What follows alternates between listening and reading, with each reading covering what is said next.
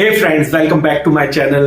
तो आज हम आ गए हैं पार्ट 2 लेके of chemical equations and reactions. Part 1 में हमने काफी कुछ सीखा, बहुत सारे इंपॉर्टेंट कॉन्सेप्ट सीखे। जैसे हमने सीखे केमिकल इक्वेशंस के कैरेक्टरिस्टिक्स क्या क्या होते हैं, केमिकल इक्वेशन क्या होती है। साथ ही साथ हमने सीखा एक्टिविटी 1.1, 2, 3 और उसके साथ ही balancing of the chemical equations.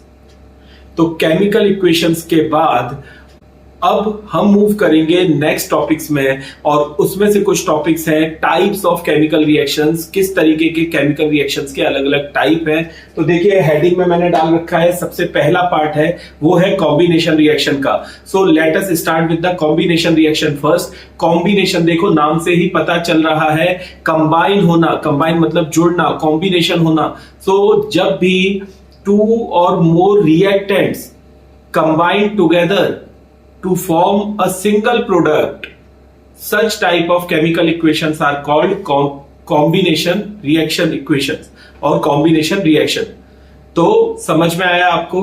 देखिए जब भी, इसको हिंदी में भी बोल देता हूं, जब भी दो या दो से ज्यादा रिएक्टेंट्स कंबाइन होंगे और सिंगल प्रोडक्ट प्रोड्यूस करेंगे, ऐसी रिएक्शन, ऐसी इक्वेशन या रिएक्शन को बोला जाएगा कॉम्बिनेशन रिएक्शन। तो कॉम्बिनेशन रिएक्शन के कुछ एग्जांपल्स हैं जो आपकी टेक्स्ट बुक में दिए हुए हैं। 1 बाय 1 मैं वो सारे एग्जांपल्स आपको समझाऊंगा, और कॉम्बिनेशन रिएक्शन समझाते समझाते वहां पे एक्सोथर्मिक के भी कुछ रिएक्शंस आ जाएंगे जो कॉम्बिनेशन भी होते हैं, साथ साथ में एक्सोथर्मिक भी होते हैं। इसका मतलब ये बिल्कुल भी नहीं है कि सारे एक्सोथर्मिक कॉम्बिनेशन होते हैं। तो जहां जहां एक्सोथर्मिक रिएक्शन क्या होता है तो बताया नहीं आपने। एक्सोथर्मिक रिएक्शन का मतलब क्या होता है? ऐसा रिएक्शन जिसमें हीट प्रोड्यूस होती है आफ्टर द रिएक्शन हो जाने के बाद हीट प्रोड्यूस होती है। एक्टिविटी 1.1 में देखा था मैग्नीशियम रिबन, जब हम उसको बर्नर में जला रहे थे, डेजलिंग फ्लेम के साथ जल रहा था, साथ ही साथ हीट प्रोड्यूस हो रही थी। ऐसी रिएक्शंस को हम एक्सोथर्मिक बोलते हैं। तो कॉम्बिनेशन रिएक्शंस के एग्जांपल दूंगा, बीच बीच में एक्सोथर्मिक भी दूंगा, इसी सीक्वेंस में जैसी आपकी बुक में दिया हुआ है। So let's start with the chemical reactions, combination reaction first. तो सबसे पहले केमिकल रिएक्शन जो आपको दी हुई है वो दी हुई है कैल्शियम ऑक्साइड की। Ca, you know it is calcium, O लगा दोगे तो ऑक्साइड हो जाएगा। कैल्शियम ऑक्साइड जब वाटर के साथ रिएक्ट करता है, H2O के साथ रिएक्ट करता है, सर इसका फिजिकल स्टेटस क्या होता है? ये सॉलिड है, वाटर क्या है? लिक्विड है। तो ये बनाता है calcium hydro oxide, CaOH twice, और साथ ही साथ रिलीज होती है हीट। हीट को मैं ऐसे लिख देता हूं, या फिर आप लिख के भी दिखा सकते हो हीट। तो ये जो है ये एक्वस सॉल्यूशन होता है कैल्शियम हाइड्रोक्साइड।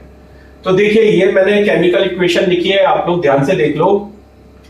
कैल्शियम ऑक्साइड को क्विक लाइम भी बोला जाता है, क्विक लाइम।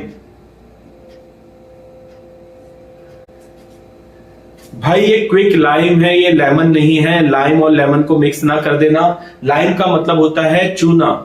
चूना पता है ना, वो पान वगैरह में लगाते हैं, पहले घरों में भी लगाया जाता था, और ऐसी कहावत भी है, इसने मुझे चूना लगा दिया। तो चूना जो होता है वो क्विक लाइम होता है, आपने देखा होगा। अगर नहीं देखा है तो आज आप नियर बाय किसी पान की शॉप में जाके उसको बोलना, भैया चूना दिखाओ ना मुझे, पैकेट कैसा होता है। तो वो चूना है। पहले जब हम लोग छोटे थे तो वो क्विक लाइम जो है वो घरों में लगाया जाता है, व्हाइट वॉशिंग के लिए लगाया जाता था। तो उसका भी आपको एक बहुत इंटरेस्टिंग एग्जाम्पल दूंगा और पीछे ले चलूंगा, मतलब टाइम ट्रेवल करवा दूंगा आपको कि किस तरीके से हम we as a child used to observe all these things practically. तो आजकल अवेलेबिलिटी, क्योंकि आजकल क्या आ गए हैं, डिस्टेम्पर्स आ गए हैं, पेंट्स आ गए हैं, तो चूने का महत्व व्हाइट वॉशिंग के लिए खत्म हो गया है। But earlier it used to happen. अभी भी बहुत जगह पे, गांव देहात वगैरह में, और इनफैक्ट सिटी में भी कहीं कहीं जगह पे ऐसा होता है, बट हमारे ऑब्जर्वेशन से निकल जाता है। Earlier it used to be a common practice, सब लोग करवाते थे। ठीक है, तो चलिए ये जो चूना है, क्विक लाइम है, इसका पाउडर लेना है आपको, और इसके पाउडर के ऊपर आपको थोड़ा सा पानी डाल देना है। थोड़ा सा मतलब सफिशिएंट पानी डाल देना है। तो तो H2O से जैसे ही मिक्स होगा और फिर उसको आपको मिक्स करके और वेट करना है, चेक करना है कि क्या होता है। तो थोड़ी देर में एक सॉल्यूशन बन जाएगा, एक्वस सॉल्यूशन है। देखिए ध्यान से, मैंने यहाँ AQ लिखा है। इसका फिजिकल स्टेट कैसा है? लिक्विड तो है पर वाटर उसका बेस है, इसीलिए उसको हम एक्वस सॉल्यूशन बोलेंगे। ये कैल्शियम हाइड्रोक्साइड बन जाता है, इसको स्लेक्ड लाइम भी बोलते हैं।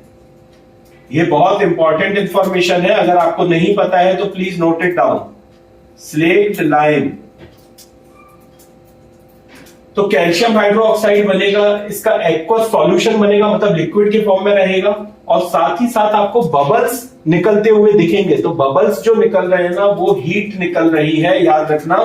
ये जो हीट है, ये हीट के फॉर्म में जो है वो वेपर्स निकल जाएंगे। तो ये हो गई केमिकल रिएक्शन। अब स्लेक्ड लाइम जो बन गया, कैल्शियम हाइड्रोक्साइड, देखो calcium hydroxide, this is called as calcium hydroxide. Sir ये CaOH ट्वाइस क्यों है? हमने सोडियम हाइड्रोक्साइड तो NaOH देखा था, तो फिर ये CaOH ट्वाइस क्यों है? इसीलिए है क्योंकि कैल्शियम की वैलेंसी कितनी है? 2 है, और हाइड्रोक्साइड की वैलेंसी कितनी है? 1 है। तो जब आप क्रॉस मल्टीप्लाई कर देंगे, so this will become CaOH twice. तो इस तरीके से ये होगा। तो अभी मैं आपको बताता हूं कि कैसे हमारा जो टाइम ट्रैवल की बात मैंने करी, वो मैं आपको बताता हूं कि जब हमारा चाइल्डहुड था तो सब घरों में लगभग दीपावली के समय पे या कोई स्पेशल ओकेजन पे व्हाइट वॉश करवाया जाता था। जैसे आजकल डिस्टेम्पर्स, पेंट्स वगैरह हम करवाते हैं, घर में कलर करवाते हैं। तो अब उसमें क्या होता था कि वो जो कॉन्ट्रैक्टर होता था जिसको हम ये सब काम देते थे, वो एक शाम पहले, मतलब मान लो कल से काम शुरू करना है तो आज शाम को वो आता था, और वो साथ में एक बैग भर के कैल्शियम ऑक्साइड लेके आता था, मतलब चूना लेके आता था। और फिर वो एक बकेट लेता था, जितनी उसकी रिक्वायरमेंट है, जैसा आपका घर है उस हिसाब से वो सामान लेके आता था। कैल्शियम ऑक्साइड लाता था, वाटर लेता था, एक बकेट के अंदर वो सब डालता था, और फिर ये सेम रिएक्शन होता था। रिएक्शन हो जाने के बाद धीरे धीरे करके ये हीट जो है, we used to fascinate this thing, कि कितने मस्त बबल्स निकल रहे हैं, ऐसा लगता था पानी खौलता है ना, वैसे बॉयल होता है वैसे। तो हीट निकल जाती थी। हीट निकल जाने के बाद क्या होता था कि वो ठंडा हो जाता था सॉल्यूशन। तो ओवरनाइट वो सॉल्यूशन ऐसे ही रखा रहता था और ठंडा हो जाता था, और वो बढ़िया कैल्शियम हाइड्रोक्साइड मिलके बनके तैयार हो जाता था। अब ये जो एक्वस सॉल्यूशन बन गया, वो मॉर्निंग में आता था और पूरे घर में उसको पेंट करता था। एंड पेंट करने पे, जब जैसे आजकल हम पेंट करते हैं तो इंस्टेंटली हमें कलर वेरिएशन डिफरेंस दिखता है, पर पहले ऐसा नहीं होता था। We used to ask our parents कि पापा ये क्यों चेंज नहीं हो रहा है, इसने तो कलर किया है तो दिख क्यों नहीं रहा है, अच्छा क्यों नहीं दिख रहा है? तो हमारे पेरेंट्स जो है वो हमें बोलते थे वेट एंड वॉच। तो रात तक, मान लो शाम तक काम पूरा हो गया, कॉन्ट्रैक्टर अपना काम करके चला जाता था, और जिस रूम में जहां पे भी चूना होता था ना, वहां बहुत ज्यादा गर्मी हो जाती थी। क्यों गर्मी हो जाती थी? ये देखो, वेपर्स के फॉर्म में हीट निकल रही है, तो वहां पे एक बहुत ही वार्म एटमॉस्फेयर क्रिएट हो जाता था। तो रात में ओवरनाइट उसको ऐसे ही रख दिया जाता था। जब हम सुबह सो के उठते थे तो it is shining like a diamond, the whole room. अब ये कैसे हो गया? क्योंकि एक और रिएक्शन हुआ जो पूरी रात हुआ, और वो रिएक्शन अब मैं आपको बताने वाला हूं कि कैसे एक डल सा दिखने वाला रूम व्हाइट वॉश के बाद, टाइम देने के बाद, एक क्रिस्टल डायमंड की तरह वो चमकने लग गया। तो चलिए, क्या रिएक्शन होता था ओवरनाइट? देखो, ये तो बनके तैयार हो गया था कैल्शियम हाइड्रोक्साइड, ये तो तैयार हो गया था। ओवरनाइट क्या होता था, इसके साथ कार्बन डाइऑक्साइड गैस जो एटमॉस्फेयर में है वो रिएक्ट करती थी, और उसके साथ रिएक्शन के बाद ये बनाती थी कैल्शियम कार्बोनेट CaCO3। ये सॉलिड है, लाइमस्टोन भी बोलते हैं इसे। तो कैल्शियम कार्बोनेट बनाती थी, और साथ में H2O जो मैंने आपको बताया। तो जब हम मॉर्निंग में उठते थे तो कैल्शियम कार्बोनेट एक हार्ड क्रिस्टल लेयर होती है। ये हमारे दांत भी कैल्शियम कार्बोनेट से बने हैं, बोन्स भी कैल्शियम कार्बोनेट से बनी हुई है।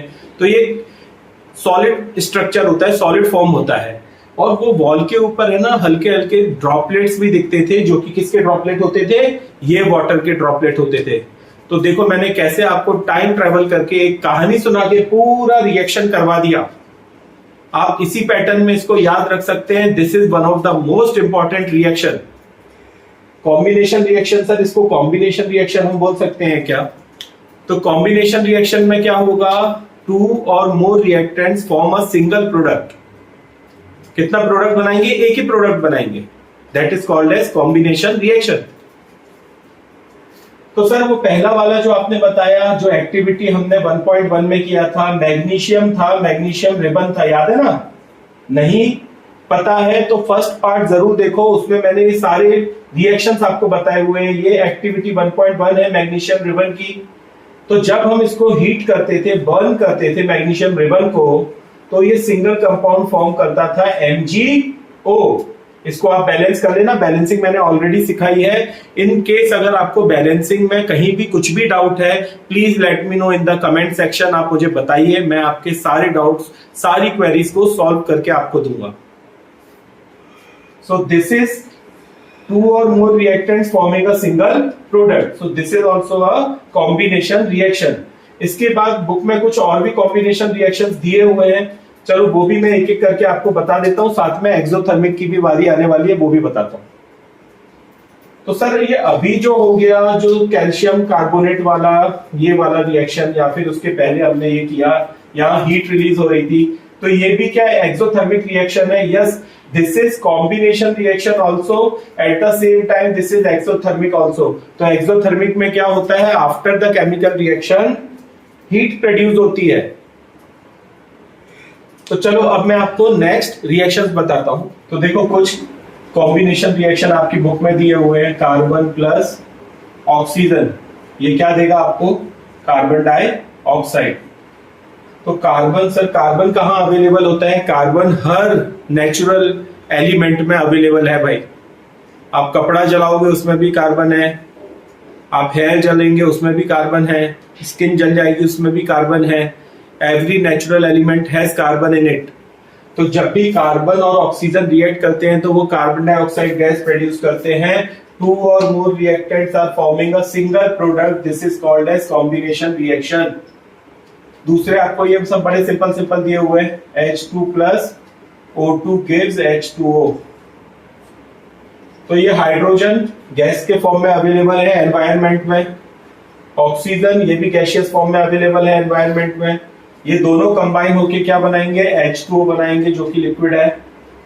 अच्छा, इसको बैलेंसिंग करना है, बैलेंसिंग करना है तो जल्दी से चलो बैलेंसिंग का भी एक बता देता हूँ। यहाँ हाइड्रोजन 2 है, यहाँ भी 2 है, यहाँ ऑक्सीजन 2 है, यहाँ पे सिंगल ऑक्सीजन है, तो यहाँ पे 2 से मल्टीप्लाई कर देंगे, यहाँ कर देंगे तो ना ऑक्सीजन तो 2 बन जाएगा, बट हाइड्रोजन कितने हो जाएंगे, 4 हो जाएंगे। तो फिर यहाँ पे बैलेंस करने के लिए कर दो आप। अब आप देखो हाइड्रोजन भी बैलेंस हो गया, ऑक्सीजन भी बैलेंस हो गया, ये केमिकल रिएक्शन हो गई, balance chemical reaction, combination reaction भी हो गया साथ साथ में। इसके बाद नेचुरल गैस का रिएक्शन आपके बुक में बताया हुआ है, तो एक्सोथर्मिक रिएक्शन है। जैसे कि नेचुरल गैस क्या कहती है, इसको मीथेन भी कहते हैं, आपने सुना ही होगा नाम, बहुत फेमस गैस है ये। नेचुरल गैस भी कहलाती है मीथेन, CH4। ये जब ऑक्सीजन के साथ रिएक्ट करेगी तो ये बनाएगी कार्बन डाइऑक्साइड और साथ में H2O। एक बात याद रख लेना, H2O हमेशा लिक्विड होगा ऐसा जरूरी नहीं है। इस बार ये गैसियस फॉर्म में होगा, मतलब कि ये वेपर्स होंगे। ये बहुत ही बुरी तरीके से किसी को जला सकते हैं ये वेपर्स। तो ये H2O लिक्विड फॉर्म में नहीं है, कैसे फॉर्म में है, वाटर वेपर्स के फॉर्म में, भाप के फॉर्म में है। यहाँ पे मीथेन के जलने से सडन एक्सोथर्मिक रिएक्शन, बहुत वोलेटाइल रिएक्शन होता है।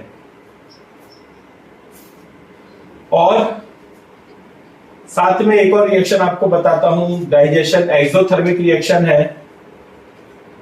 अच्छा सर, क्या ये भी एक्सोथर्मिक है? बिल्कुल एक्सोथर्मिक है, क्योंकि मीथेन जब बर्न होगी तो हीट तो प्रोड्यूस होगी ही होगी।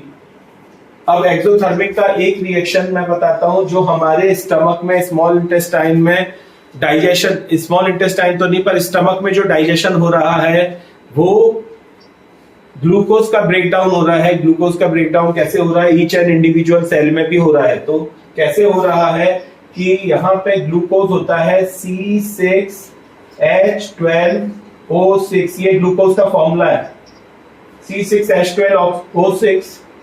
जब ये ऑक्सीजन के साथ रिएक्ट करता है, बैलेंस में कर देता हूं या फिर आप बोल तो बाद में कर देंगे, चलो, तब क्या होता है, तब ये रिएक्शन होता है, देखो ध्यान से जरा,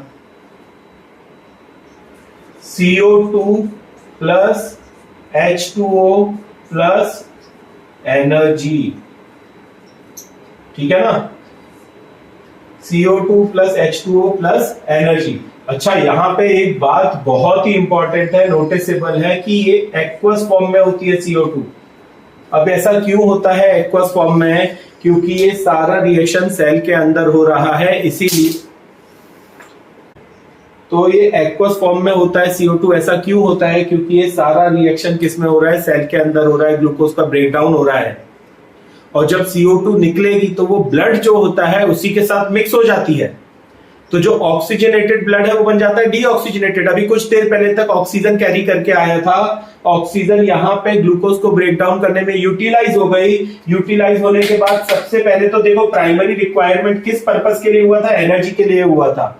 तो जो भी आप देख रहे हो, मैं बोल रहा हूं, आप सुन रहे हो, इन सब चीजों के लिए एनर्जी चाहिए, और एनर्जी मिल रही है हमें इसी ब्रेकडाउन रिएक्शन से। तो एनर्जी मिल गई, साथ में कार्बन डाइऑक्साइड गैस रिलीज हुई, पर जैसे ही वो रिलीज हुई वैसे ही वो ब्लड के साथ मिल गई, इसलिए वो एक्वस फॉर्म में हो गई, और साथ साथ में H2O भी रिलीज हुआ, ये भी लिक्विड है। तो ये है ग्लूकोज का ब्रेकडाउन, और this is also an exothermic reaction. ठीक है ना, कैसा रिएक्शन है? एक्सोथर्मिक रिएक्शन है। इसका चलो बैलेंसिंग करें क्या? चलो जल्दी से इसकी बैलेंसिंग भी कर लेते हैं, देखते हैं कि इसकी बैलेंसिंग कैसे होगी। यहां 6 कार्बन है, यहां कितने कार्बन है देखते जाओ, एक ही कार्बन है, तो 6 से मल्टीप्लाई कर देता हूं मैं। उसके बाद यहां हाइड्रोजन कितने हैं? 12 हैं। यहां हाइड्रोजन कितने हैं देख लो, तो यहां पे हाइड्रोजन 2 है, तो इसको भी 6 से मल्टीप्लाई कर देता हूं, 6 2 12, तो 12 बराबर हो गया। ऑक्सीजन यहां पे कितने हैं? 6 हैं। यहां पे ऑक्सीजन कितने हो चुके हैं? यहां पे तो ऑक्सीजन भयंकर हो चुके हैं, देखो जरा, तो यहां पे ऑक्सीजन हो गए हैं आपके 6 और 2 12, और यहां पे 6 और मतलब 12 और 6 18, और यहां पे कितने हैं? यहां पे ऑक्सीजन कितने हैं? ये वाले 6 और ये वाले 2, 6 + 2 8। तो अगर मैं इसको 6 से मल्टीप्लाई कर दूं तो ये 6 2 12 हो जाएगा, 12 + 6 8, 12 + 6 18 हो जाएगा। 18 लेफ्ट साइड में भी हो जाएंगे रिएक्टेंट्स में, और राइट साइड में भी हो जाएंगे प्रोडक्ट्स में। आई सपोज ये हो गई है, बैलेंस हो गई है कंप्लीटली। तो 6 कार्बन थे, यहां पे भी 6 कार्बन हो गए, 12 हाइड्रोजन थे, यहां भी हमने 12 हाइड्रोजन कर दिए, और 18 ऑक्सीजन थे, 18 ऑक्सीजन राइट में भी हो गए, लेफ्ट में भी हो गए। तो again I am telling you कि अगर आपको balancing of the chemical reaction समझ नहीं आया है तो प्लीज लेट मी नो। अगर आप चाहते हैं कि मैं कुछ क्वेश्चंस आपको भेज दूं, then also let me know in the comment section. तो but your concept in balancing the chemical equation should be very very clear. So friends, अब हम नेक्स्ट एक्टिविटी करेंगे, एक्टिविटी 1.5, और उसमें हम सीखने जा रहे हैं थर्मल डीकंपोजिशन रिएक्शन। तो उसके पहले हमें पता होना चाहिए डीकंपोजिशन रिएक्शन क्या होता है, देन थर्मल डीकंपोजिशन रिएक्शन क्या होता है। तो decomposition reaction is just opposite of combination reaction. याद करो कॉम्बिनेशन रिएक्शन में मैंने क्या बोला था? When 2 or more reactants combine together to form more single product, to form a single product, such reaction is called as combination reaction। जब 2 और 2 से ज्यादा reactants एक single product बनाते हैं, that was combination reaction। But now decomposition is just opposite to it। तो क्या हो रहा है? डीकम्पोज हो रहा है, जो एक सिंगल रिएक्टेंट है वो ब्रेक डाउन हो रहा है मल्टीपल प्रोडक्ट्स में। तो ऐसा रिएक्शन जिसमें a single reactant is decomposed into multiple products, 2 or more than 2 products, such reaction is called as decomposition reaction। और अगर वो decomposition reaction हीट की वजह से होगा तो ऐसे रिएक्शन को थर्मल decomposition reaction बोला जाएगा। तो यहाँ पे बहुत ही जबरदस्त एग्जाम्पल लिया हुआ है, बोर्ड के टीचर्स का फेवरेट एग्जाम्पल है। इसमें क्या होता है कि फेरस सल्फेट के क्रिस्टल्स लिए जाते हैं, जो मॉइस्चर जिसमें वाटर ऑफ क्रिस्टलाइजेशन होता है। आपको नहीं पता है, 9th क्लास में एक बार पता करके आइए वाटर ऑफ क्रिस्टलाइजेशन क्या होता है। वाटर जो है एक सॉल्ट के अंदर, क्रिस्टल के अंदर आ जाता है, पर ऊपर से वो वाटरी नहीं लगता है, लगता तो सॉलिड ही है, जैसे नमक होता है। तो कॉमन सॉल्ट NaCl जो है, अगर आप उसको खुले में मॉइस्चर में रख देंगे तो वो मॉइस्चर को क्या कर लेगा, एब्जॉर्ब कर लेगा, रहेगा वो सॉलिड ही, बट उसके अंदर मॉइस्चर एब्जॉर्ब हो जाएगा। ऐसे ही फेरस सल्फेट जो है वो मॉइस्चर जब हाइड्रेटेड फॉर्म में होता है तो वो कहलाता है FeSO4 फेरस सल्फेट, और इसमें वाटर ऑफ क्रिस्टलाइजेशन ये होता है। सर इसको हम फिजिकली देखेंगे तो क्या ये लिक्विड के फॉर्म में, वाटर के फॉर्म में दिखेगा? बिल्कुल नहीं। क्या ये सॉलिड फॉर्म में दिखेगा? हाँ। क्या हम इसको बाहर से देख के रिकॉग्नाइज कर पाएंगे कि इसके अंदर ये 7H2O के मॉलिक्यूल्स हैं? Answer is no, but still ये कहलाएगा फेरस सल्फेट ओनली पर हाइड्रेटेड, हाइड्रस। तो hydrous ferrous sulphate solution, ferrous sulphate है। इस फेरस सल्फेट को आपको किस में लेना है? इसको एक आपको ड्राई बॉइलिंग ट्यूब में लेना है। सर टेस्ट ट्यूब में क्यों नहीं लिया, बॉइलिंग ट्यूब में क्यों लिया है? क्योंकि बॉइलिंग ट्यूब जो होता है वो बॉइलिंग करने के पर्पज से बना होता है, मजबूत होता है। टेस्ट ट्यूब में आप करने जाओगे, थोड़ी देर से ज्यादा करोगे तो वो ब्रेक डाउन हो जाएगा, टूट जाएगा। तो बॉइलिंग ट्यूब में इसको लेना है और इसको हीट करना है, क्योंकि हम कौन सा डिकम्पोजिशन पढ़ रहे हैं? थर्मल डिकम्पोजिशन पढ़ रहे हैं। ये फर्स्ट स्टेप आपको बता रहा हूं, एक बहुत इंपॉर्टेंट ऑब्जर्वेशन है। ये ग्रीन कलर का होता है, याद रखना। तो इसको हम कर देंगे हीट। यहां पे मैं हीट लिख देता हूं, या यहां लिख दो, या आप प्लस भी कर सकते हो, हीट। तो जब हम इसको हीट करेंगे तो ये बन जाएगा FeSO4 अकेला, एनहाइड्रस। याद रखना, इसको क्या बोलते हैं? एनहाइड्रस फेरस सल्फेट बन जाएगा। और एनहाइड्रस फेरस सल्फेट कैसे कलर का होगा? व्हाइट कलर का होगा। तो ये 7H2O जो था वो हीट की वजह से डिसअपियर हो जाएगा और ये सिर्फ रह जाएगा FeSO4। अब ये जो एनहाइड्रस FeSO4 है, मतलब फेरस सल्फेट है, इसको आप फर्दर जब हीट करेंगे, इसको आप फर्दर जब हीट करेंगे तो ये ब्रेक डाउन हो जाएगा किस किस में? फेरिक ऑक्साइड बनेगी Fe2O3 plus sulphur dioxide gas बनेगी प्लस सल्फर ट्राइऑक्साइड गैस बनेगी। तो ये सॉलिड है, ये गैसियस है, ये गैसियस है। तो फेरस सल्फेट ये भी सॉलिड है। तो देखो ये केमिकल रिएक्शन यहां पे होगा। अब ये जो फेरिक ऑक्साइड बनेगी ना, ये आपको इंपॉर्टेंट, बहुत इंपॉर्टेंट ऑब्जर्वेशन है ऑफ दिस एक्टिविटी 1.5। इसका कलर पूछा गया है, इसका कलर होगा रेडिश ब्राउन कलर। ज्यादा टोन रेड का होगा, कम टोन ब्राउन का होगा। आई होप आप लोग रियली ये एक्सपेरिमेंट आपके केमिकल लेबोरेटरीज में करें, बहुत मजा आता है, बहुत जबरदस्त केमिकल रिएक्शन है ये। तो ये ऑब्जर्वेशन है हमारा कि एनहाइड्रस, और पता है इसमें से क्या होगा? यहां से जब ये रिएक्शन टेक प्लेस हो जाएगा ना, तो ये बर्निंग सल्फर की स्मेल देगा। अब ये बहुत की वर्ड्स है, बर्निंग सल्फर। तो आप देख सकते हो कि बर्निंग सल्फर की स्मेल, ऐसा क्वेश्चन में बोल दिया गया आपको, तो आप समझ जाना कि ये रिएक्शन है जिसमें एनहाइड्रस फेरस सल्फेट को हीट किया। एनहाइड्रस फेरस सल्फेट का कलर था व्हाइट, उसको जब हीट किया तो वो हो गया Fe2O3 फेरिक ऑक्साइड, जो कि रेडिश ब्राउन कलर की है। साथ में sulphur dioxide and sulphur trioxide, दो तरीके की गैसेस रिलीज हुई जिन्होंने बर्निंग सल्फर का टोन बनाया एटमॉस्फेयर में। नाउ अगर इस पूरे रिएक्शन को मैं कंबाइंड फॉर्म में देखूं तो शुरुआत यहां से हुई थी और एंड यहां पे हुआ। मतलब सबसे पहले आपने तो, ये तो इंटरमीडिएट स्टेज है, आपने सबसे पहले ये लिया था जो कि फेरस सल्फेट था, हाइड्रस फेरस सल्फेट था जिसका ग्रीन कलर था।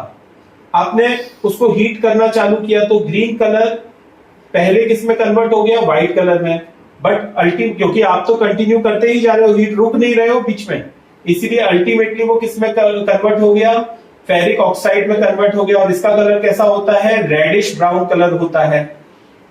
तो इससे हमें क्या समझ में आया कि क्वेश्चन आपको कैसे भी घुमा फिरा के पूछा जा सकता है, वो डायरेक्टली FeSO4.7H2O या फिर हाइड्रस फेरस सल्फेट बोल सकते हैं, या बोल सकते हैं ग्रीन कलर सब्सटेंस है जो रेडिश ब्राउन में कन्वर्ट हो गया, या बोल सकते हैं ग्रीन कलर तो व्हाइट में पहले कन्वर्ट हो गया, व्हाइट वाला जो है रेडिश ब्राउन में कन्वर्ट हो गया।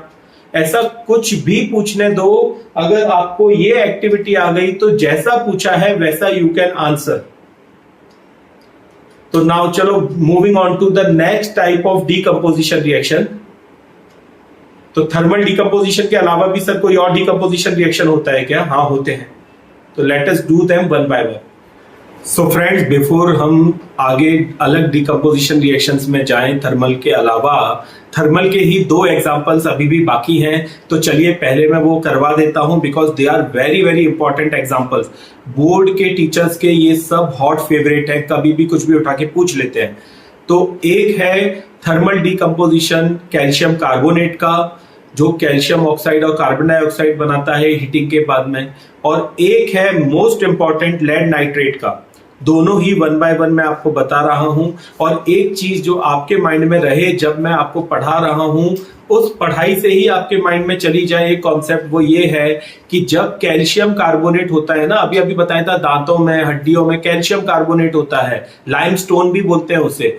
तो ये जो कैल्शियम कार्बोनेट है, जब इसे हीट किया जाता है तो हीट करने के बाद कैल्शियम ऑक्साइड बन जाती है। याद करो कैल्शियम ऑक्साइड हमने पढ़ा था क्विक लाइम, तो क्विक लाइम बन जाता है, साथ ही साथ कार्बन डाइऑक्साइड गैस रिलीज होती है। और ये जो क्विक लाइम होता है, कैल्शियम ऑक्साइड होता है, इसकी बहुत बड़ी एप्लीकेशन आती है सीमेंट इंडस्ट्री में। तो आपको मैंने वर्बली तो केमिकल रिएक्शन बता ही दी, CaCO3 जब आप उसको हीट करेंगे तो वो बन जाएगा CaO plus CO2। CaO is quick lime, Quick lime has multiple uses in various industries including cement industry। Word to word आपकी टेक्स्ट बुक में जो दिया है वही बोल रहा हूं, और वर्ड टू वर्ड वो लोग पूछते हैं, पर कभी भी डायरेक्ट नहीं पूछते हैं, सारे क्वेश्चंस इनडायरेक्ट फ्रेम किए जाते हैं। सो कुछ भी मर्जी पूछ ले, अगर आपके कॉन्सेप्ट्स क्लियर है, आपने सही तरीके से हर चीज समझ ली है, तो जो मर्जी पूछे हम उसके आंसर देने ही वाले हैं। सेकेंड रिएक्शन है लेड नाइट्रेट का, PbNO3 तो लेड नाइट्रेट को जब हम हीट करते हैं तो वो बनाती है लेड ऑक्साइड, और साथ ही साथ नाइट्रोजन गैस भी रिलीज होती है। इसमें देखने वाली बात यह है कि लेड नाइट्रेट जो होता है उसका कलर व्हाइट होता है, पर जब हम हीट करते हैं तो लेड ऑक्साइड बनती है जो कि येलो कलर की होती है, और ब्राउन कलर के फ्यूम्स निकलते हैं। देखो बार बार पूछा जाता है ब्राउन कलर के फ्यूम्स निकले हैं, बताओ क्या है, तो वो नाइट्रोजन डाइऑक्साइड गैस है NO2। तो दोनों रिएक्शन में यहां पे अभी लिखने वाला हूं फॉर योर रेफरेंस, ध्यान से देख लो, because these two are also very very damn important examples of thermal decomposition reaction. तो सबसे पहले हमने, अच्छा ये एक्टिविटी 1.6 जो है ना, इस एक्टिविटी में ये लेड नाइट्रेट की एक्टिविटी है। तो सबसे पहले 2 ग्राम ऑफ लेड नाइट्रेट आपको लेना है, PbNO3 होल ट्वाइस। सर ऐसा क्यों किया आपने? क्योंकि लेड की वैलेंसी 2 है, नाइट्रेट की वैलेंसी 1 है, क्रॉस मल्टीप्लाई कर दोगे you will get the compound PbNO3 whole twice lead nitrate. इस लेड नाइट्रेट का कलर कैसा होता है? मैंने बताया आपको, ये व्हाइट कलर होता है। लेड नाइट्रेट का व्हाइट कलर होता है जब हम इसको हीट कर देते हैं। ये देखो हीट का सिंबल मैं ऐसा बना देता हूं, तो हीट करने से क्या मिलता है हमें? लेड ऑक्साइड मिलती है PbO, साथ ही साथ क्या मिलता है अभी अभी बताया आपको मैंने, NO2 गैस मिलती है, और साथ ही साथ ऑक्सीजन गैस भी मिलती है। ये इसका कंप्लीट रिएक्शन है। चलो बैलेंसिंग करने की भी एक अपॉर्चुनिटी है, इसको अभी के अभी अपने बैलेंस भी कर लेते हैं। तो यहाँ पे लेड 1 है, यहाँ पे लेड 1 है, कोई दिक्कत नहीं है। यहाँ पे नाइट्रोजन 2 है, देखो ये ब्रैकेट के अंदर है ना, और यहाँ पे होल ट्वाइस है NO3 होल ट्वाइस का मतलब क्या है, एक NO3 और दूसरा भी NO3, तो दो मॉलिक्यूल है NO3 मतलब दो नाइट्रोजन के एटम्स हैं, तो दो नाइट्रोजन के एटम्स हैं, there are two nitrogen atoms here, और यहाँ पे कितने एटम है, ओनली वन एटम है, आप देख सकते हो। तो इसको मैं पहले क्या करता हूं, 2 से मल्टीप्लाई कर देता हूं, तो ऐसा करने से अब 2 नाइट्रोजन के एटम्स हो गए। फिर हम क्या देखते हैं, ऑक्सीजन पे जाते हैं, यहाँ पे ऑक्सीजन कितना है, 6 है, यहाँ पे 4 ऑक्सीजन है और यहाँ पे 2 है, 6 और एक 1 7, तो 7 ऑक्सीजन हो रहा है। ऑक्सीजन बैलेंस नहीं हो रहा है, तो एक काम करो, यहाँ पे 2 से मल्टीप्लाई करो, क्योंकि कभी भी ऑड नंबर नहीं होना चाहिए बैलेंसिंग करते समय पे। तो जहां पे भी ऑड पोजीशन बन रही है उसको इवन बनाना है, तो 2 से देखो, यहाँ पे एक सिंगल ऑक्सीजन था, ऑड नंबर था, इसलिए मैंने इसको 2 से मल्टीप्लाई कर दिया। पर ऐसा करने से क्या हुआ, ऑक्सीजन तो 2 हो गए, बट यहाँ पे लेड 2 हो गए, Pb2 हो गए, जबकि यहाँ पे एक ही है, तो इसको भी 2 से मल्टीप्लाई कर देता हूं। अब सब कुछ चेंज करना पड़ेगा, तो पहले नाइट्रोजन हटा देते हैं और देख लेते हैं, लेड 2 है, यहाँ पे भी 2 है, नाइट्रोजन देखते हैं कितने हैं, तो ये 2 नाइट्रोजन यहां से थे और 2 ये, मतलब टोटल 4 नाइट्रोजन है, और यहाँ पे कितना नाइट्रोजन है, 1 ही है, तो इसको मैं 4 से मल्टीप्लाई कर देता हूं। अब ऑक्सीजन चेक कर लेते हैं, ऑक्सीजन कितने हैं, ये देखो 3 2 6 और 6 2 12 ऑक्सीजन है, और यहाँ पे देखते हैं कितने हैं, तो ये 2 ऑक्सीजन हो गए, ये 8 हो गए, 8 + 2 10, और ये 2 तो है, तो ये बैलेंस हो गया। तो बैलेंस कैसे हो गया, देखो जरा ध्यान से, 2 PbNO3 होल ट्वाइस, इसको हीट किया तो 2 PbO बन गया प्लस 4 NO2 बन गया, साथ में एक सिंगल ऑक्सीजन। तो आप देख सकते हो कि ये जो NO2 है ना, ये नाइट्रोजन डाइऑक्साइड गैस है, ये ऑक्सीजन गैस है, ये ब्राउन कलर के वेपर्स हैं, ब्राउन, तो ब्राउन वेपर्स, फ्यूम्स बोलो ज्यादा बेटर है, तो ब्राउन कलर के फ्यूम्स बनेंगे, वेपर्स नहीं, फ्यूम्स। तो ये हो गया आपका नाइट्रोजन डाइऑक्साइड, व्हाइट कलर का लेड नाइट्रेट था, और येलो कलर का लेड ऑक्साइड होता है, ये भी याद रखना है, तो येलो कलर का लेड ऑक्साइड हो गया। ये थी एक्टिविटी 1.6 जो कि थर्मल डीकंपोजिशन की थी। सो आई होप आप लोगों को ये एक्टिविटी समझ में आ गई है। This was activity 1.6 which was thermal decomposition reaction. मैंने आपको बोला था कि एक और एग्जांपल है कैल्शियम कार्बोनेट का, CaCO3 कैल्शियम कार्बोनेट कहलाता है। अगर हम इसको हीट करते हैं तो हमें मिलती है कैल्शियम ऑक्साइड प्लस साथ में कार्बन डाइऑक्साइड गैस रिलीज होती है। ये जो कैल्शियम ऑक्साइड है ये क्विक लाइम में, याद करो चूना, अभी अभी बताया था, तो क्विक लाइम है, इसको सीमेंट इंडस्ट्री में बहुत ज्यादा यूज किया जाता है। मल्टीपल इंडस्ट्रीज में यूज होने वाला सब्सटेंस है CaO, बट स्पेसिफिकली अपनी एनसीईआरटी की बुक में सीमेंट इंडस्ट्री दिया हुआ है। दैट मीन्स सीमेंट इंडस्ट्री के ऊपर क्वेश्चन फ्रेम करके आपको ये केमिकल रिएक्शन पूछी जा सकती है। मैं बार बार बोल रहा हूं, नथिंग इज आस्क्ड डायरेक्टली। अगर आपकी किस्मत बहुत अच्छी है तो ही वो डायरेक्ट पूछ लेंगे, मतलब 100 में से 1 चांस होता है, 1/100 प्रोबेबिलिटी है। पर अगर ऐसा नहीं होगा तो 99 times they will frame a question indirect on a indirect way. तो यहां पे हमने पढ़ लिया थर्मल डीकंपोजिशन रिएक्शन, और अब हम जानेंगे दूसरे अदर डीकंपोजिशन रिएक्शंस के बारे में।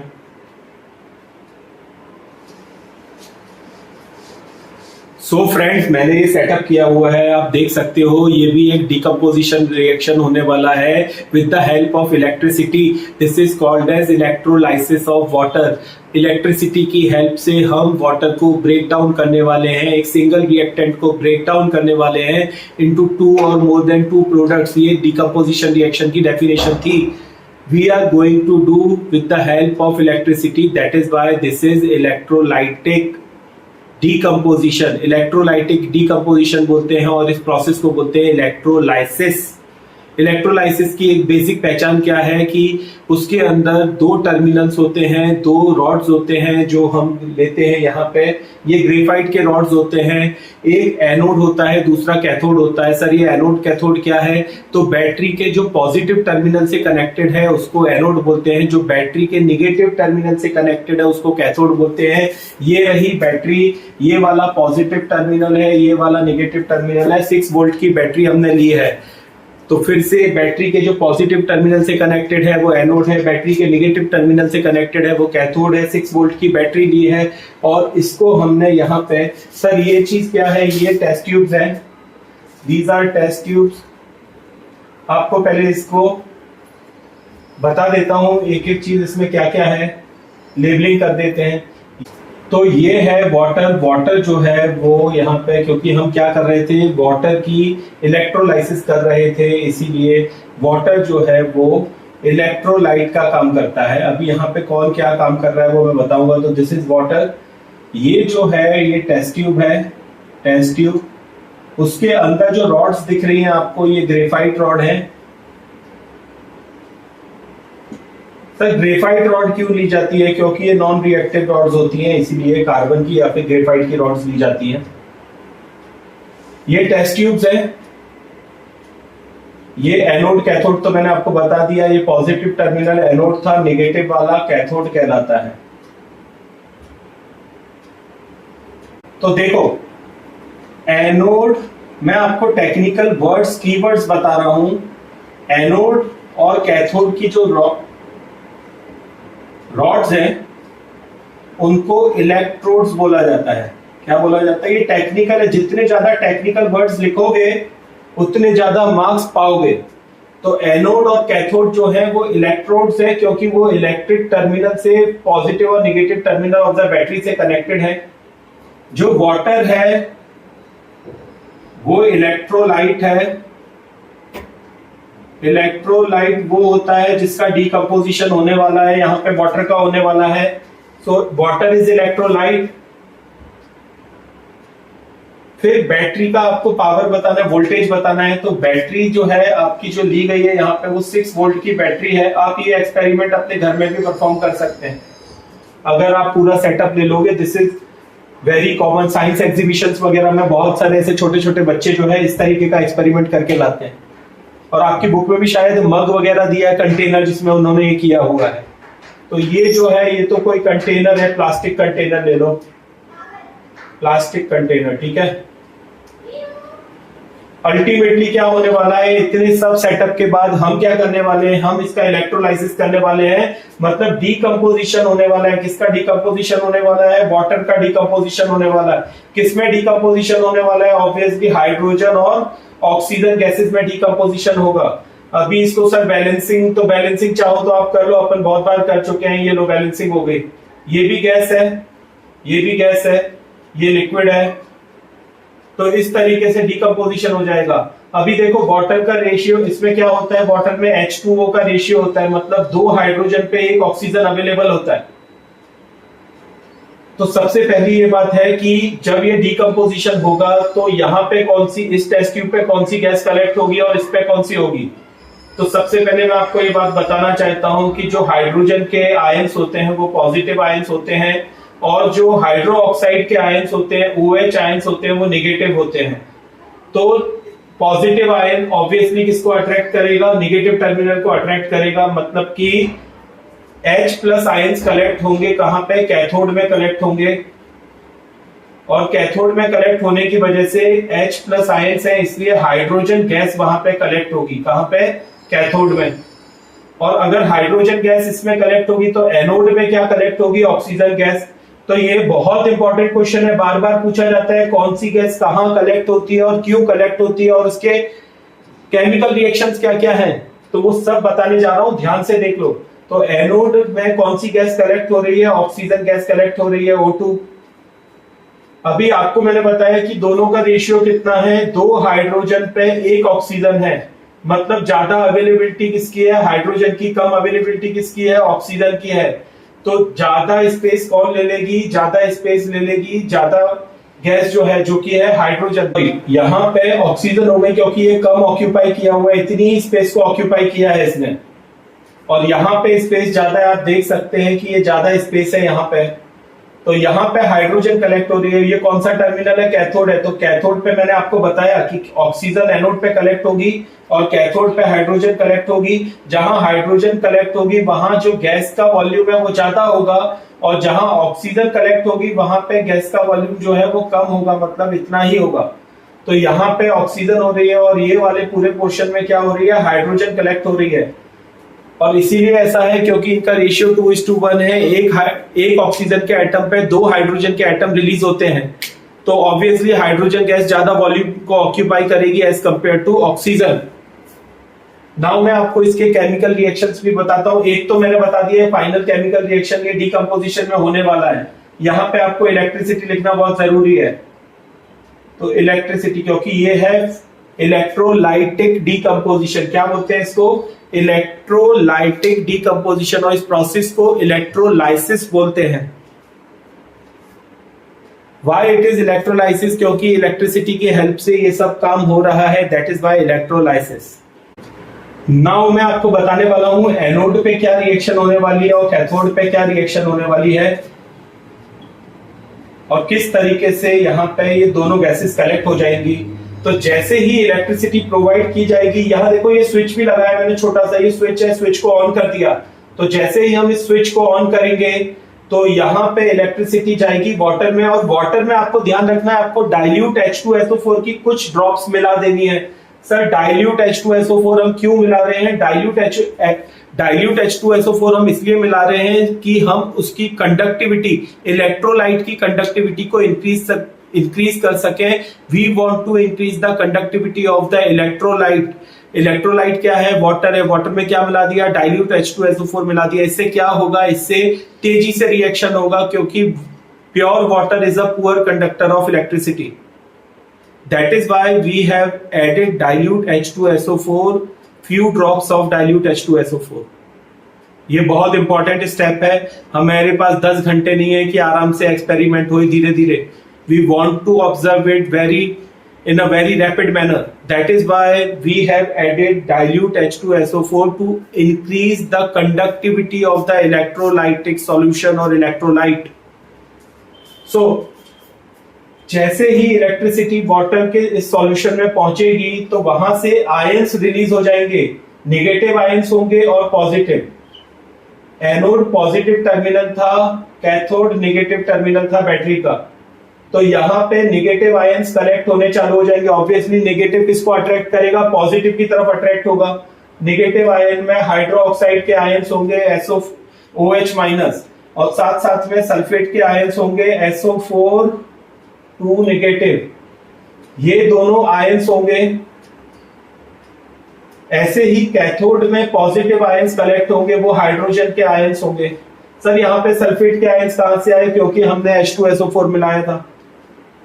और यहाँ कैथोड नेगेटिव होता है, इसीलिए इसमें जो आयंस होंगे वो पॉजिटिव आयंस कलेक्ट होंगे। अब मैं आपको ये रिएक्शन बता रहा हूं, शायद से अपनी एनसीईआरटी की बुक में नहीं है, बट वेरी इंपॉर्टेंट रिएक्शन है ये। एनोड पे क्या होने वाला है?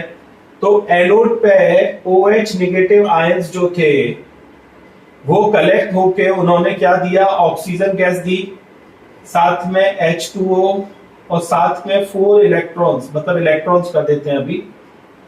तो इलेक्ट्रॉन्स रिलीज हुए। अब यहां पहले हम इसको बैलेंस कर देते हैं।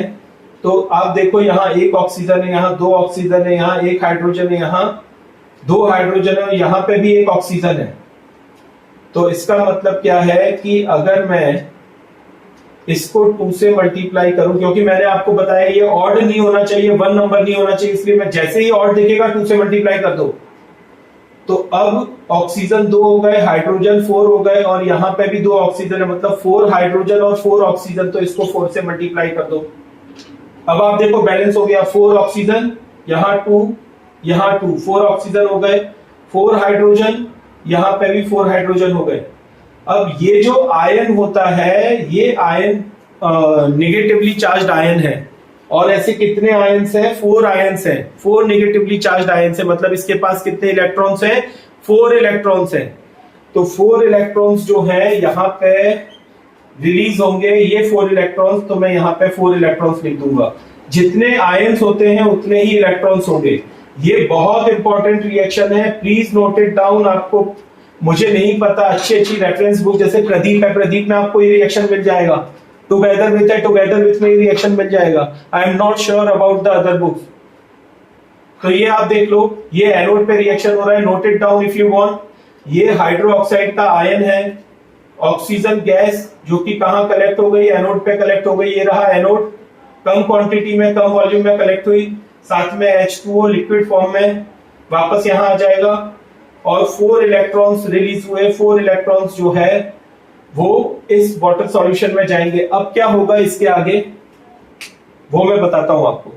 तो ऐसा होगा कि कैथोड में जो रिएक्शन है वो हम दिखाने जा रहे हैं, और कैथोड में मैंने आपको बताया कौन से आयंस थे, H+ आयन थे, और ये H+ आयंस याद करो वो 4 इलेक्ट्रॉन जो रिलीज हुए थे उनके साथ कंबाइन होके ये H2 गैस बनाएंगे। अब हम इसको बैलेंस आउट कर देते हैं यहीं के यहीं, तो ये 2 से मल्टीप्लाई कर देते हैं, 2 हाइड्रोजन बैलेंस हो गया और H2 गैस है। ये देखो, ये रिएक्शन कैथोड पे हो रही है। किस पे हो रही है? कैथोड पे ये रिएक्शन हो रही है, और इससे H2 गैस बनेगी जो यहां कैथोड में कलेक्ट हो जाएगी। तो इस तरीके से वाटर जो है वो 2 गैसेस में स्प्लिट हो गया। यहां पे ऑक्सीजन आ गई और यहां पे हाइड्रोजन आ गई। This is called as electrolytic decomposition of water, या फिर इलेक्ट्रोलाइसिस ऑफ वाटर। तो देखो 2-4 क्वेश्चंस, पूरी ही एक्टिविटी विथ डायग्राम, ये बहुत इंपॉर्टेंट है।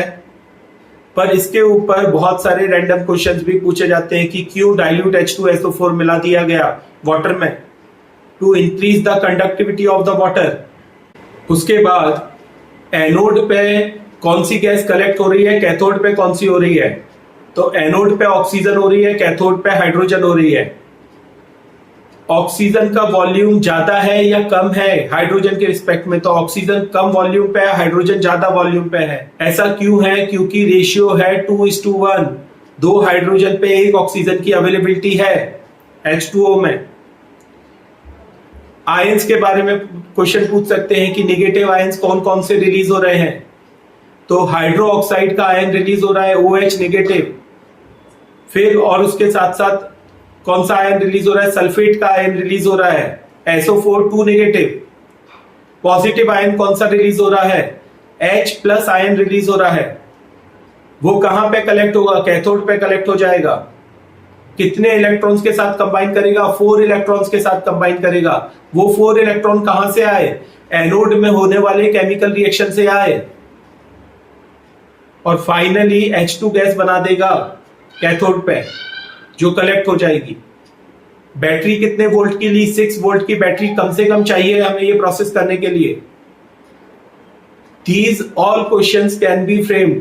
जो 2 इलेक्ट्रोड्स होते हैं उनको क्या बोला जाता है, तो उनको इलेक्ट्रोड्स बोला जाता है। उनके अंदर कौन सी रॉड होती है, ग्रेफाइट की रॉड होती है। ये सारी चीजें पूछी जा सकती हैं आपको। This is one of the most important topic of 10th standard in the first chapter of chemistry, that is chemical equations and reactions. अब चलो इसके बाद में आपको हाथों हाथ फोटोलाइटिक डीकंपोजिशन रिएक्शन के बारे में भी बता देता हूं। तो फोटोलाइटिक, फोटो का मतलब क्या होता है, फोटो का मतलब होता है लाइट पार्टिकल। तू खींच मेरी फोटो, तो तू खींच मेरी फोटो, तो लाइट फ्लैश होती है। बिना लाइट के फोटो नहीं आ सकती। अंधेरे में मैं किसी की फोटो लेने जाऊंगा तो फोटो नहीं आएगी। So what is photo? Photo is light particle. Photolytic decomposition मतलब लाइट की हेल्प से जो डीकंपोजिशन रिएक्शन होगा वो फोटोलाइटिक डीकंपोजिशन होता है। 2 तरीके के केमिकल कंपाउंड्स हैं, silver chloride and silver bromide. दोनों में एक जैसे रिएक्शन ही होते हैं। तो सिल्वर क्लोराइड और सिल्वर ब्रोमाइड को एक चाइना डिश में, मतलब जिसमें आप टी कॉफी पीते हो ना, वो वाले मटेरियल में, उसमें आप रख दो और फिर उसको सनलाइट में रख दो। क्या क्या लेना है आपको? 1 टेबल स्पून ले लेना है। क्या? Silver chloride and silver bromide, दोनों में से कोई भी ले लो या दोनों ले लो। तो अल्टीमेटली क्या होगा, धूप उसके ऊपर पड़ेगी, सनलाइट पड़ेगी और सनलाइट के साथ साथ उसको एनर्जी मिलेगी, एनर्जी एब्जॉर्ब होगी और एनर्जी के एब्जॉर्ब होने के बाद सिल्वर क्लोराइड जो है वो सिल्वर और क्लोरीन गैस में कन्वर्ट हो जाएगा। क्लोरीन गैस होती है, वो क्लोरीन गैस हवा में उड़ जाएगी, रह जाएगा सिर्फ silver. And similarly in silver bromide, bromine will evolve into the atmosphere, bromine will released into the atmosphere और रह जाएगा सिल्वर। सिल्वर क्लोराइड जो है वो व्हाइट कलर का होता है और सिल्वर जो है वो ग्रे कलर का होता है, तो चेंज इन कलर भी यहां पे देखने मिलेगा। दैट मीन्स फोटोलाइटिक डीकंपोजिशन में लाइट एनर्जी को एब्जॉर्ब करके डीकंपोजिशन प्रोसेस हुई, मतलब कि डीकंपोजिशन मतलब क्या, single reactant is breaking down into 2 और मोर देन 2 प्रोडक्ट्स। और फाइनली हमने ये चीज सीखी कि जब जब एनर्जी एब्जॉर्ब होती है, याद करो इसके पहले जो हमने रिएक्शंस करे थे, कॉम्बिनेशन रिएक्शन करा था वो एक्सोथर्मिक था, एक्सोथर्मिक के एग्जांपल्स देखे थे, वहां पे हीट रिलीज हो रही थी आफ्टर द रिएक्शन।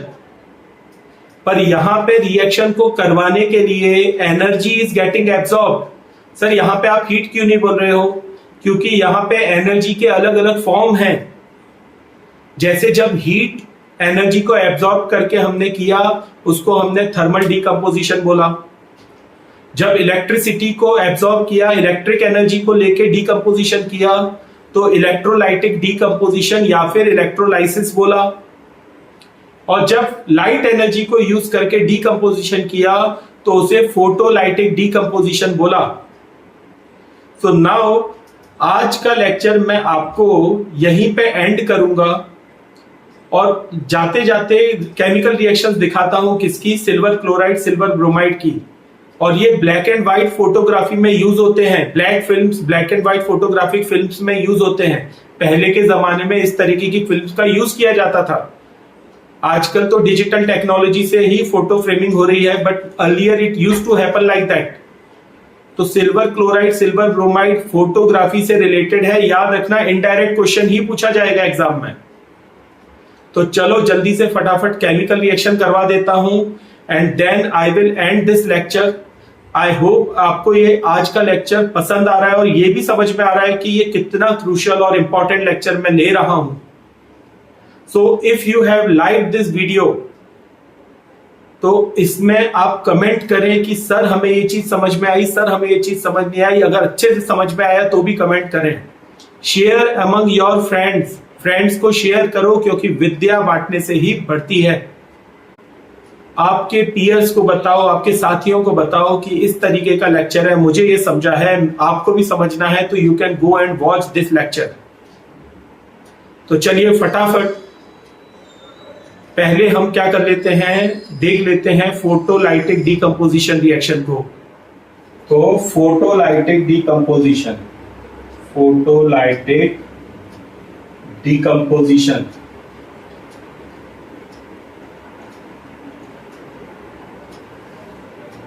इसमें क्या हो रहा है, सिल्वर क्लोराइड लिया AgCl, इसको सनलाइट में रख दिया, ये कन्वर्ट हो जाएगा Ag में जो कि सिल्वर है, प्लस क्लोरीन गैस में, वो तो उड़ जाएगी एटमॉस्फेयर में। क्या ये बैलेंस है? ये बैलेंस नहीं है क्योंकि यहाँ क्लोरीन 2 है, यहाँ 1 है, तो 2 से मल्टीप्लाई कर देते हैं।